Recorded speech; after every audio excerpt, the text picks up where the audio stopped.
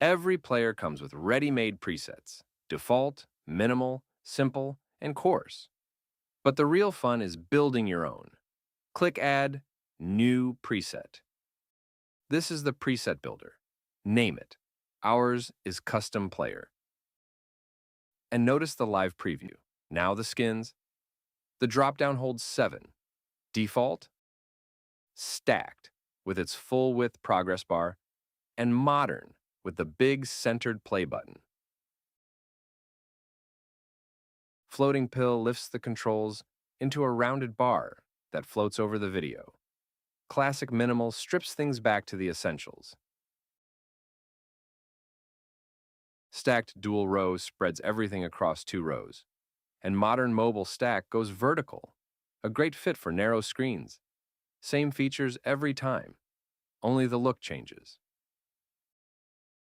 We'll settle on Modern. Hit Create Preset. And there it is, Custom Player, sitting right next to the built-in presets. One click applies it to this player, and it's reusable on every player you build from now on. Edit the preset. In the control section, every button is a toggle. Play large, progress bar, captions, download, full screen.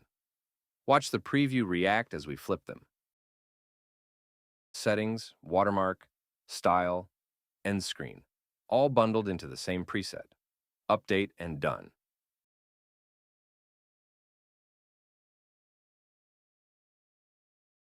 And in the classic editor, skins are picture cards. Click one, toggle the control chips below, and you're set.